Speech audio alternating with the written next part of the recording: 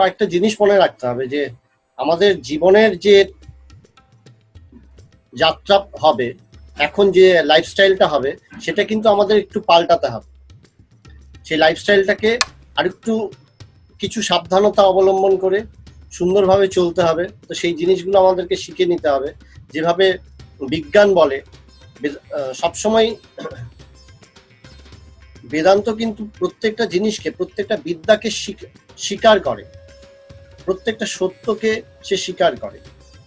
যে দেহগত যে বিজ্ঞান, যে চিকিৎসা বিজ্ঞানে যেটা বলা হয়, সেই জিনিসটাকে কিন্তু সেইভাবে আমাদের মানতে হবে এবং সেই জিনিসটাকে সেইভাবে করতে হবে, মেনে চলতে হবে। ধীরে ধীরে জিনিসগুলো বুঝতে হবে। যেমন সবকিছু খুলে গেলেও আজকের থেকে, যেমন ওয়েস্ট বেঙ্গলে সমস্ত অফিসগুলো মোটামুটি খুলতে শুরু করেছে, ধীরে ধীরে বাস, ট্রেন এগুলো চলা শুরু করবে। বাস তো অলরেডি চালু হয়েছে, যদিও পর্যাপ্ত নয় বলে ভিড়টির বেশি হবে, কিন্তু সেখানে নিজেদেরকে সুন্দরভাবে রক্ষা করতে হবে, রক্ষা করে চালাতে হবে। এই জিনিসগুলো আমাদেরকে বুঝতে হবে এবং শিখতে হবে। প্রথম জিনিস হচ্ছে, যেটা বুদ্ধদেবের একটা শিক্ষা ছিল, যে আমি আমার শরীরটাকে কিভাবে দেখব, এইরকম ভেবে কখনো লাভ হয় না যে আমি ভগবানের কাছে আসছি, আমি বেদান্ত চর্চা করছি, এসব নিয়ে আমার মাথা ঘামানোর দরকার নেই। এই ভাবনাটা কিন্তু আমাকে খুব বেশি সাহায্য করবে না। আমরা যদি ভগবানকে দেখি, ভগবানকে কি দেখব? দেখি যে ভগবান কিন্তু সবসময়, শরীর যখনই খারাপ হয়েছে, ভগবান কিন্তু ডাক্তারের কাছে। কেন? সেই বিজ্ঞানটা, চিকিৎসা বিজ্ঞানটাকে, শরীরের সেই চিকিৎসা বিজ্ঞানকে ভগবান স্বীকার করেছেন। প্রত্যেকটা জিনিস বেদান্তে, প্রত্যেকটা সত্যকেই কিন্তু আমরা স্বীকার করি। বুঝছেন? সত্যটা আস্তে আস্তে এই ছোট ছোট সত্যগুলো থেকে আমি একটা মহান বিরাট সত্যে উপনীত হই। এটাই হচ্ছে বেদান্তের মূল লক্ষ্য। সেই বিরাট সত্যটা কি? যে সত্য বা যে জ্ঞান সবকিছুকে ধারণ করে আছে, যাকে জানলে পরে সবকিছু জানা যায়, সেই জ্ঞানটাকেই আত্মজ্ঞান বা ব্রহ্মজ্ঞান বলা হচ্ছে। বেদান্ত সেই আত্মজ্ঞান বা ব্রহ্মজ্ঞানের কথাই বলে। ধীরে ধীরে আমাকে তাকে জানতে হবে, যে জ্ঞানটা জানলে সবকিছু জানবো। কিভাবে জানবো? প্রথম জিনিস হচ্ছে যে আমাদের জানার পথে প্রথম বাধা যেটা হয়, সে প্রথম বাধা কিন্তু আমি নিজে, আমার চিন্তাধারাই আমার বাধা।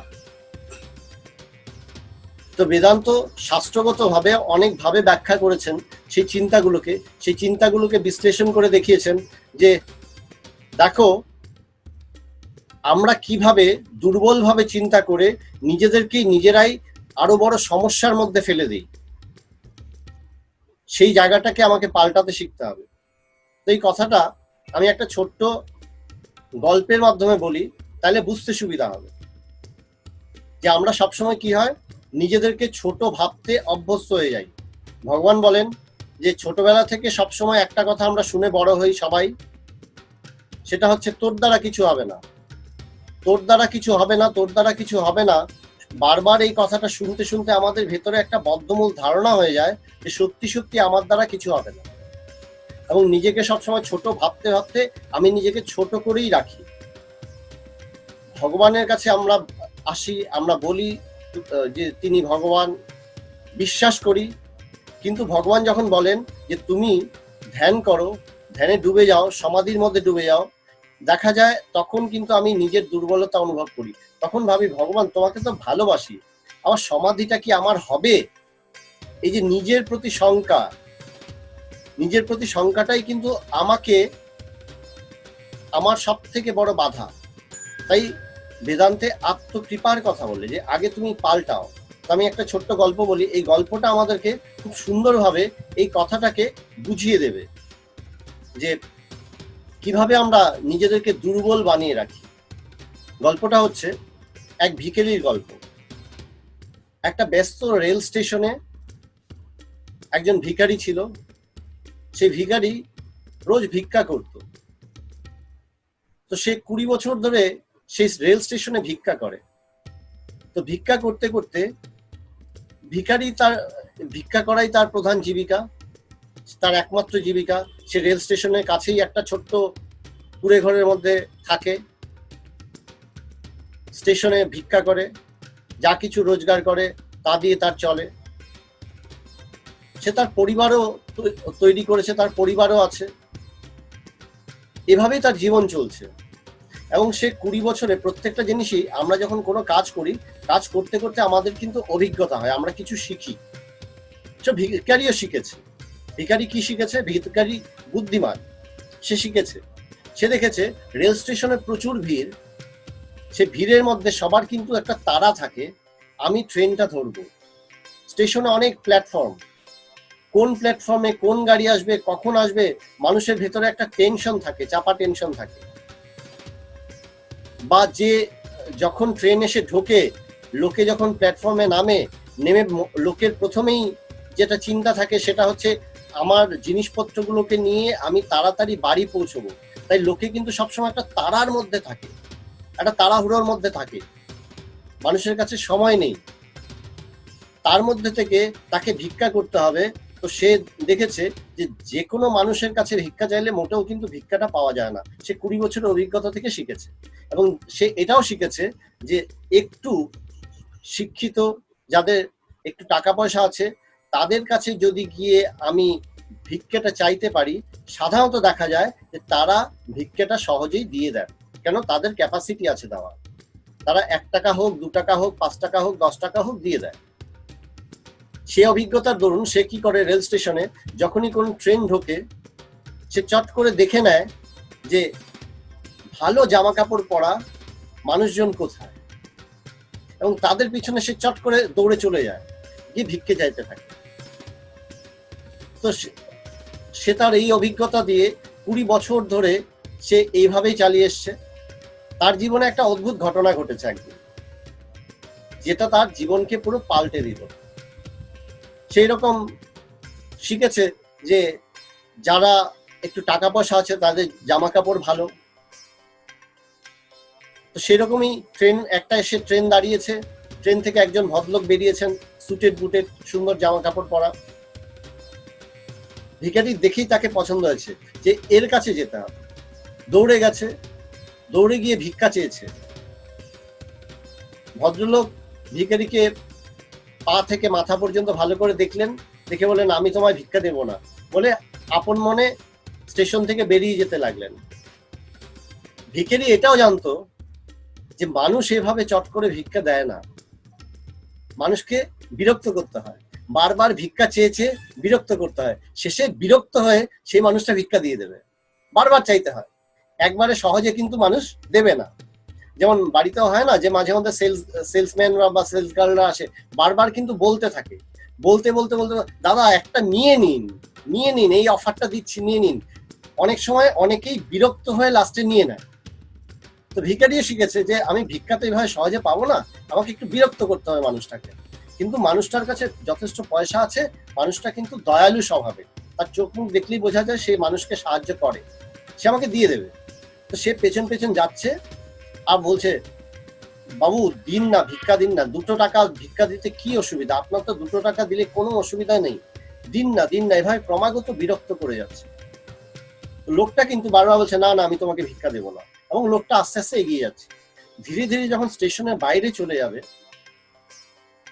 তখন লোকটা হঠাৎ ঘুরে দাঁড়িয়েছে, ভিখারিকে বলছে আচ্ছা তুমি যে আমার কাছে ভিক্ষে চাইছো, আমি যে তোমাকে কিছু দেব, কিছু টাকা দেব, ভিক্ষে দেব, তার বিনিময়ে তুমি আমাকে কি দেবে? ভিখারি পড়েছে আজব সমস্যা। বলে এই কি সমস্যা? লোকে তো মানুষ ভিখারিকে ভিক্ষে দেয়, ভিখারির থেকে আবার কিছু চায় নাকি? এটা কখনো হয় নাকি? লোকটা বলছে না, এভাবে তো হয় না। আমি তোমাকে টাকা দেব, তার বিনিময়ে তোমার অবশ্যই আমাকে কিছু একটা দিতে হবে। যদি তুমি দিতে না পারো তাহলে তুমি চেও না। বলে জীবনের একটা সত্য জানবে, তোমার যদি মানুষকে কিছু দেওয়ার ক্ষমতা থাকে তবেই তুমি মানুষের থেকে কিছু চাইবে। যদি তোমার মানুষকে দেওয়ার কোনো ক্ষমতা না থাকে তবে তুমি মানুষের কাছ থেকে কিছু চেও না। তো কথাটা বলে লোকটা চলে গেছে। ভিখারিটা অবাক হয়ে গেছে, তার জীবনে সে এই ধরনের কথা, এই ধরনের মানুষের পাল্লায় সে পড়েনি, এই ধরনের কথা সে শোনেনি। এই কথাটা তার মাথার মধ্যে ঢুকে গেছে। আরে আমি ভিখারি, মানুষ তো সবসময় আমাকে দয়া করে, আমাকে তো কেউ বলেনি বিনিময় কিছু চায় আমার থেকে, কি করা যায়? সে সারা রাত ঘুমাতে পারেনি, সারাটা দিন গেছে, সারাটা রাত সে ঘুমাতে পারেনি। সে শুধু ভেবে গেছে, সেই ভদ্রলোক তাকে বললেন যে কথাটা, তোমার যদি মানুষকে কিছু দেওয়ার না থাকে তুমি চাইবার অধিকার রাখো না, তোমাকে মানুষকে কিছু দিতে হবে বা মানুষের জন্য কিছু করতে হবে, তবে তুমি চাও। এই কথাটা তার ভিতরে লেগেছে। সে ভাবছে কি করি, আমি তো ভিখারি, আমার তো কিছু নেই, একটা ছোট্ট কুড়ে ঘরে কোনো মতে দিন চালাই, কোনো মতে নিজের পরিবারের ভরণ পোষণ করি, আমি কি দেব? একটা বড় লোক মানুষ, তাকে আমি কি দেব? সারা রাত ভেবেছে, সে ভেবে কোনো কুল কিনারা পায় না, কিন্তু চিন্তাটাকেও মাথার থেকে সে বের করতে পারছে না। পরের দিন যখন সকাল হয়েছে, যথারীতি সে ভিক্ষে যাওয়ার জন্য আবার স্টেশনে যাচ্ছে অভ্যাস অনুসারে। তো স্টেশনে যেতে যেতে রাস্তায় একটা ফুলের বাগান দেখেছে, রেলেরই একটা ফুলের বাগান, সুন্দর, স্টেশনে ঢোকার মুখে। তো ফুলের বাগানটা দেখে তার মনে হচ্ছে অনেক ফুল ফুটে আছে, অনেক ফুল, গাছের ফুল মাটিতেও পড়ে আছে। সে আপন মনে তার ভিক্ষার ঝুলিতে অনেকগুলো ফুল সে কুড়িয়ে নিল, কিছু ফুল সে গাছের থেকে তুলেও নিল, কুড়িয়ে নিয়ে ব্যাগে রেখেছে। সে চিন্তা করলো, আজকে আমি যার থেকে ভিক্ষে চাইবো এবং যে আমাকে ভিক্ষে দেবে তাকে আমি এই ফুলগুলো দেব। এবং সে স্টেশনে গিয়ে ভিক্ষে চাইছে। মানুষ যখন তাকে ভিক্ষা দেয়, সে ব্যাগের থেকে একটা সুন্দর ফুল বের করে তাকে দেয়, যে বাবু বা দিদি বা মা, এই নিন, আপনাকেও আমার কিছু দেওয়ার আছে, আপনি আমার ভিক্ষে দিয়েছেন, আপনিও এইটা ফুল নিন। তো মানুষ খুব খুশি, বলে আরে এরকম ভিখারি তো দেখিনি। সবাই খুশি হয়ে গেছে যে এই ভিখারি এত আশ্চর্য ভিখারি, ফুল দেয়। তো চট করেই ওর আর্নিং কিন্তু বেড়ে গেছে, ও সহজে ভিক্ষে পেতে শুরু করলো। লোকে দেখলেই ওকে বলে আসো আসো নিয়ে যাও। ও কিন্তু বেশ ভিক্ষে পেতে শুরু করলো। এভাবে বেশ কিছুদিন কেটে গেল, বেশ কয়েক মাস চললো। সে দেখছে তার আর্নিংটা বেশ ভালোই হচ্ছে, তার জীবনটা সে এনজয় করছে। সে যে আগেও ভিখারি ছিল, এখনো ভিখারি, কিন্তু সে তার জীবনটাকে এনজয় করতে শুরু করেছে। কেন? সে বিনিময়ে কিছু দিতে পারছে, এবং মানুষের মুখেও কিন্তু যখন মানুষ কিছু পাচ্ছে তারাও কিন্তু হাসছে, তারাও আনন্দ পাচ্ছে, সেটা তাকে তৃপ্তি দিচ্ছে, যে যাক আমিও মানুষের জন্য তবে কিছু করতে পারি। তো সেরকম আরেকদিন এরকম ভিক্ষা করছে অন্যান্য দিনের মতন, আবার সেই প্রথম ভদ্রলোকের সাথে আবার দেখা। আবার তিনি ট্রেনের থেকে নেমেছেন, আবার যাচ্ছেন, গেছে দৌড়ে। দৌড়ে গিয়ে ভিখারি ভদ্রলোক বলছে, বাবু আজকে আপনি আমাকে ভিক্ষে দেবেন। বলে কেন দেব? তোমাকে কেন ভিক্ষে দেব? বলে আজকে আপনি যদি আমাকে ভিক্ষে দেন, আমার কিন্তু আপনাকে তার বিনিময়ে কিছু দেওয়ার আছে, আমিও আপনাকে বিনিময়ে কিছু দেব। আপনি যেমন আমায় শিখিয়েছেন, বিনিময়ে আমি আপনাকে কিছু একটা দেব। তো বলে ঠিক আছে। তো সেই ভদ্রলোক তাকে পকেট থেকে 50 টাকা বের করে দিয়েছে, এই নাও, এখন তুমি কি দেবে দাও। তো ভিখারি ব্যাগের থেকে একটা সুন্দর ফুল বের করে ভদ্রলোককে দিয়েছে, বললেন এই নিন, এই ফুলটা নিন, এই ফুলটা নিন। আপনি আমাকে ভিক্ষে দিয়েছেন, আমি আপনাকে এই ফুলটা দিলাম। তখন ভদ্রলোক হাসছেন, বলেন যাক তুমি বুঝতে পেরেছো যে এই জগৎটায় একটা বিনিময় প্রথা আছে। তুমি মানুষের থেকে যখন কিছু পাবে বা নেবে, তার বিনিময়ে তুমিও তাকে কিছু দাও। কিন্তু তুমি এইটা বোঝোনি যে এই জিনিসটাকে শুধু এখানেই সীমিত না, তোমাকে বুঝতে হবে এই জগৎটায় এই পুরো জগৎটাই কিন্তু লেনদেনের যে খেলাটা আছে, এই ব্যবসাটা আছে, এই ব্যবসার রহস্যটা তোমাকে বুঝতে হবে। এই জগতে সবাই সবকিছুই লেনদেন। মা তার ছেলেকে ভালোবাসে, এটাও লেনদেন। ছেলে তার মাকে ভালোবাসে, এটাও লেনদেন। প্রত্যেকটা জিনিসই লেনদেন, একটা ব্যবসা আছে। এই রহস্যটা তুমি বোঝোনি। এইটা যদি শিখে নিতে পারো, জীবনে তুমি রাজা হয়ে যাবে। তবে তোমাকে আর এই ভিখারির জীবন কাটাতে হবে না, এই রহস্যটা তোমাকে শিখতে হবে। ভদ্রলোক তো তাকে টাকা দিয়েছিল, ভিক্ষা দিয়েছিল 50 টাকা, এবার সে বেরিয়ে গেছে। ভিখারি আবার সে চিন্তিত হয়ে পড়েছে, বলে আরে এই লোকটা তো আশ্চর্য লোক, প্রত্যেকবার দেখা হয় আর আমার মাথার মধ্যে একটা চিন্তা ঢুকিয়ে দিয়ে চলে যায়। বলে এবার বলছে সবকিছুই লেনদেন, আমি আবার কি লেনদেন করব? আমি একটা সাধারণ ভিখারি, আমি লেনদেনটা কি করব? কিন্তু লোকটা বলেছে আরেকটা কথা, যে যদি তুমি বুঝতে পারো আমার কথাটা, তবে তোমার ভিখারির জীবন পাল্টে যাবে। ওই কথাটা তার হৃদয়ে লেগেছে, বলে আমাকে ভিখারির জীবন পাল্টাতে হবে, ভিখারির জীবনে আমি বাস করব না, আমি এই জীবন পাল্টে দেব। এই কথাটা চিন্তা করে সে দৃঢ়তার সাথে স্টেশনে ভিড়ের মাঝখানে হঠাৎ সে দাঁড়িয়ে পড়েছে।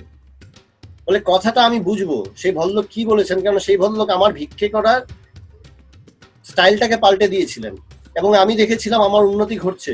তিনি যখন কথাটা বলেছেন, শিক্ষিত ভদ্রলোক, তিনি যখন বলেছেন, তার মানে নিশ্চয়ই কথাটার একটা গভীর মানে আছে, আমাকে বুঝতে হবে। তো কেন বুঝবো? কেন বুঝলে পরে আমি আমার জীবনটাও পাল্টে ফেলতে পারবো। সে স্টেশনে সেই ভিড়ের মাঝখানে হঠাৎ চিৎকার দিয়ে উঠেছে, আমি আর ভিখারি থাকবো না, আমি আর ভিক্ষা করব না, আমিও ওই বাবুর মতোই সুটেড বুটেড হব, আমারও টাকা হবে, আমারও বাড়ি হবে, আমারও গাড়ি হবে। সে চিৎকার দিয়ে বলে উঠেছে। সব লোক, স্টেশনের সব লোক অবাক হয়ে ভিখারিকে দেখছে, সেই ভিখারি চিৎকার দিচ্ছে, লোকে ভাবছে এ পাগল হয়েছে। সেই রেল স্টেশনে সেদিনই ওই ভিখারিকে শেষবারের জন্য দেখা যায়, তারপরে আর কখনো সেই ভিখারিকে দেখা যায়নি। কি হলো? বলে তারপরে গল্পের তৃতীয় অংশ, বেশ আরো অনেক বছর পরের কথা, প্রায় 7-8 বছর পরের কথা। একটা ট্রেন এসে ঢুকেছে, সেই প্রথম ভদ্রলোক, সুটেড বুটেড ভদ্রলোক প্ল্যাটফর্মে নেমেছেন। নেমে দেখছেন যে সামনে আরেকটা লোক দাঁড়িয়ে আছে, তারই মতন সুটেড বুটেড, খুব সুন্দর জামা কাপড় পরে।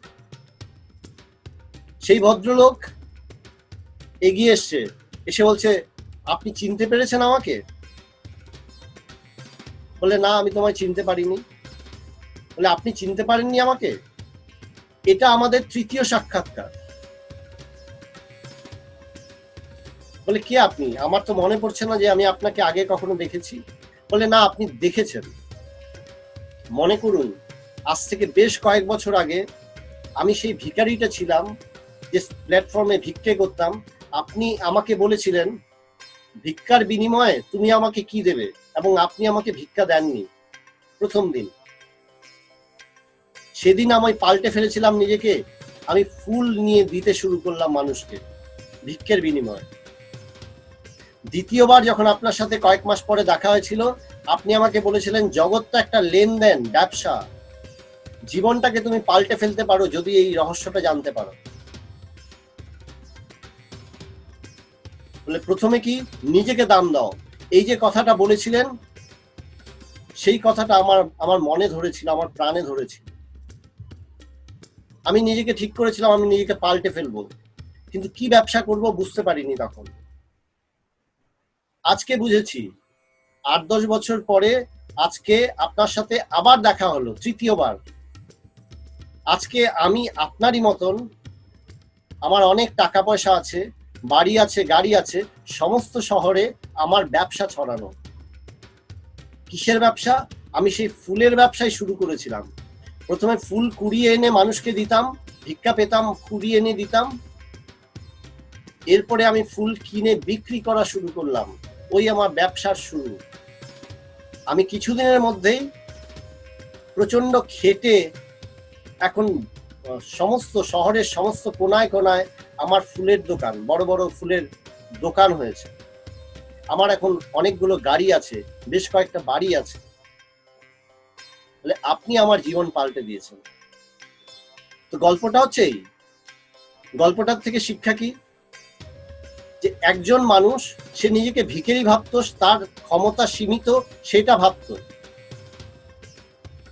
যে আমরাও প্রত্যেকে সবসময় কি ভাবি, আমি একটা সাধারণ মানুষ, সাধারণ একটা জীব, বলে এটাই মায়া শক্তি। মায়ার দুটো শক্তি, আবরণ শক্তি আর বিক্ষেপ শক্তি।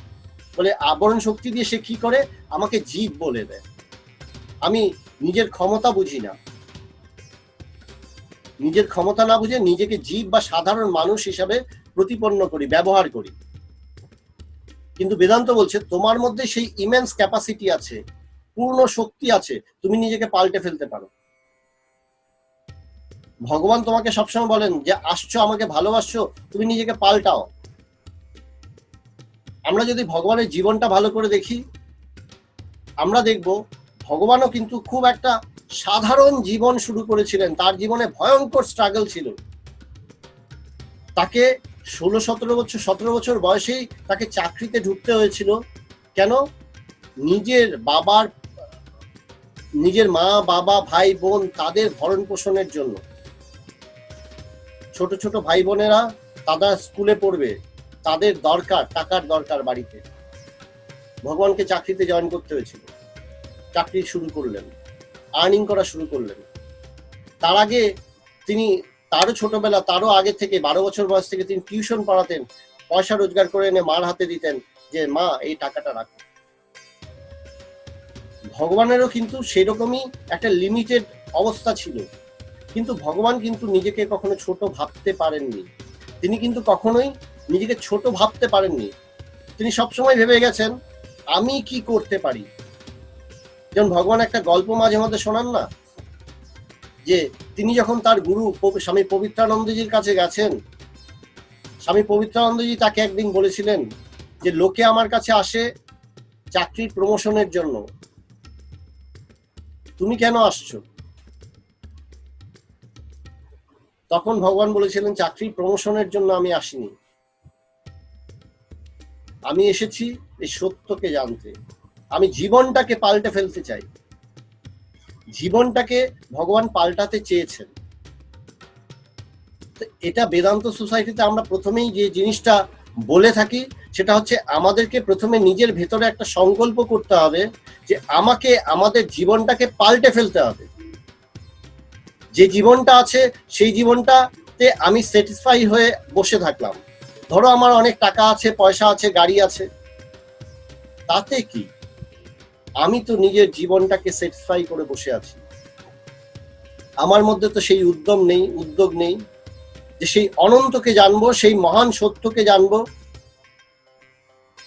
বলে সেই মহান সত্যকে কি জানতে পেরেছি? আমি কি সমাধিতে ডুবতে পেরেছি? এটা হচ্ছে কথা। আমি কি ধীরে ধীরে, যদি দুই একটা অনুভব অনেকেরই বেদান্তে, অনেকেরই ভগবানের কৃপায় কিছু অনুভব হয়েছে, কিছু অনুভব হয়েছে, কিন্তু সেই অনুভূতিগুলোর আরো গভীরতা হয়েছে কি? সেই জন্য আমার প্রচেষ্টা আছে কি? আসল জিনিস হচ্ছে আমাকে উদ্যমী হতে হবে।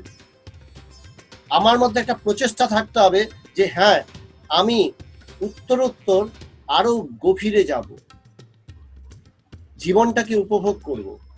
বেদান্ত আমাদেরকে এটাই শেখায়, জীবনকে উপভোগ করতে শেখায়। দেখো, জীবনটাকে উপভোগ করতে হবে।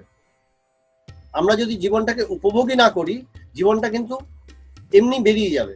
ভিখারি সারাটা জীবন ভিক্ষেই করতো, তাকে কিন্তু ওই ভদ্রলোক এসে বললেন তুমি তোমার জীবনটাকে পাল্টে ফেলতে পারো, তোমাকে আর ভিক্ষে করতে হবে না। এই কথাটা শুনে ভিখারি কথাটাকে গ্রহণ করেছে। যেই গ্রহণ করেছে সে কিন্তু নিজেকে পাল্টে ফেলেছে। এই গল্পটা আমাদের এটাই শেখায়। আমরা ভগবানের জীবনে যদি দেখি, দেখবো ভগবান কিন্তু একটা অতি সাধারণ একটা জীবন ছিল জাগতিকভাবে। সেই জাগতিকভাবে অতি সাধারণ জীবন থেকে ভগবান নিজে তার সমস্ত পরিবারকে, এমনকি নিজের মা বাবা ভাই বোনদের শুধু নয়, নিজের শ্বশুর বাড়ির শালা শালি তাদেরকেও, সবাইকেই কিন্তু ভগবানকে সাপোর্ট করতে হয়েছে। ভগবান কিন্তু কারুর সাপোর্টের অপেক্ষা করেননি। সাধারণত এটা আমাদের দুর্বলতা, প্রত্যেকটা মানুষেরই এটা দুর্বলতা থাকে যে আমরা কি করি, যখন যাই গুরুর কাছে যাই, আমরা সাপোর্ট খুঁজি, যে গুরু তোমার কাছে এসছি, তুমি আমাকে সাপোর্ট করবে, অবশ্যই তুমি আমাকে সাহায্য করবে। বলে গুরু তোমাকে সবসময় সাহায্য করছেনি, কিভাবে? ইন্সপায়ার করে। কিন্তু মূল সাহায্যটা তোমাকে নিজেকে করতে হবে। যতক্ষণ পর্যন্ত আমার ভেতরে আমি দৃঢ় সংকল্প না করি যে আমার উপলব্ধি দরকার, আমি আমার জীবনটাকে উপভোগ করব, যেভাবেই হোক আমি নিজেকে আরো গভীরে ডোবাবো, এই কথাটা যখন আমি ভালো করে উপলব্ধি করব না, নিজের মধ্যে স্থির করব না, এই চিন্তাটাকে মধ্যে স্থির হব না, ততক্ষণ পর্যন্ত আমি কিন্তু দুর্বলই থেকে যাব। আমাকে বলশালী হতে হলে, শক্তিশালী হতে হলে আগে আমার চিন্তাটাকে পাল্টাতে হবে। বেদান্ত কি করে? বেদান্ত সহজভাবে আমাদের চিন্তাগুলোকে পাল্টে দেয়। আমরা মায়াচ্ছন্ন সাধারণ মানুষ, সাধারণ জীব, এভাবেই আমাদের জীবনটা কাটিয়ে দিই। বলে ঠিক আছে, কপালে লেখা ছিল, কিছু টাকা পয়সা হয়ে গেছে, যেমন আছে ঠিক আছে, চলে তো যাচ্ছে। বলে চলে তো যাবে। যেমন গতকালকে একটা ছেলে আমাকে প্রশ্ন করেছিল, স্বামীজি এই করোনার এই ইয়েতে মানুষের মধ্যে প্রচুর নেগেটিভিটি এসছে, এই নেগেটিভিটি সম্বন্ধে কিভাবে জয় করতে হবে সেটা বলো। আমি তাকে পরিষ্কার বললাম, দেখ বাবা, সত্য হচ্ছে যে মানুষের মধ্যে নেগেটিভিটি কিছু আসেনি। কিরকম? তোমার যদি পেটে ভাত না জোগাড় হয়, খাওয়ার যদি জোগাড় না হয়, এবং তুমি যদি জানতে পারো যে 10 কিলোমিটার দূরে একটা মন্দির থেকে খাবার দেওয়া হচ্ছে, তুমি কিন্তু খিদের জ্বালায় সেই 10 কিলোমিটার ভয়ঙ্কর রোদে হেঁটে চলে যাবে, গিয়ে 10 কিলোমিটার দূরে গিয়ে খেয়ে আসবে। নিজের জীবনকে বাঁচানোর তাগিদেই মানুষ সবকিছু করে। গন্ডগোলটা কখন হয়? যখন আমরা অল্প কিছু পেয়ে যাই, অল্প কিছু পেয়ে গিয়ে আমরা নিজেদেরকে স্যাটিসফাইড করে তুলি, এবং তখনই আমরা বলি নেগেটিভিটি। এই নেগেটিভিটিটা কি?